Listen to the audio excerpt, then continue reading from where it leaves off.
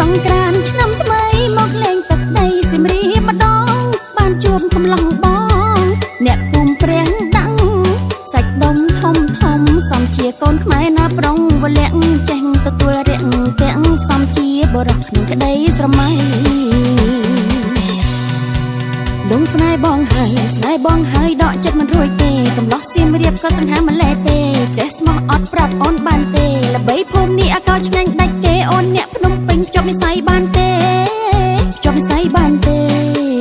ចប់និស័យបានទេ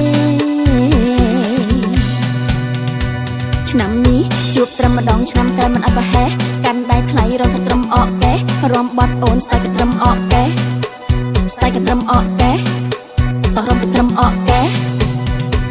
សង្ឃឹមសៀមរាបចាំស្នេហ៍ចាំអូនវិលមកវិញដល់មាសមេលកកាន់ត្រឹមរំសបាយបានទេឆ្នាំនឹងសុំរំសបាយនឹងមាសមេសង្ក្រាន្តសៀមរាបជួបប្រុសមាសមេជួបប្រុសមាសមេសង្ក្រាន្តសៀមរាបរំសបាយម្លេះទេរំសបាយម្លេះទេ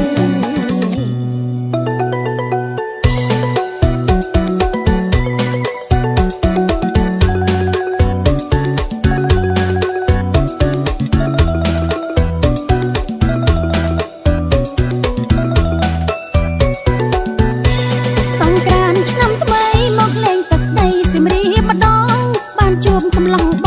ងអ្នកភូមិព្រះដឹងសាច់ដុំធំធំសំជាកូនខ្មែរណាប្រុងវលាក់ចេះទទួលរាក់ទាំងសំជាបរោះក្នុងក្ដីស្រមៃ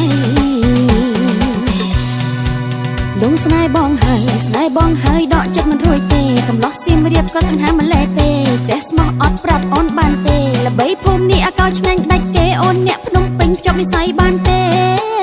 ចប់និស័យបានទេចប់និស័យបានទេឆ្នាំនេះជួបត្រឹមម្ដងឆ្នាំក្រោយមិនអត់ប្រហែសកាន់ដៃថ្លៃរកត្រឹមអកកេះរំបាត់អូនស្ដាយកត្រឹមអកកេះស្ដាយកត្រឹមអកកេះតោះរំត្រឹមអកកេះ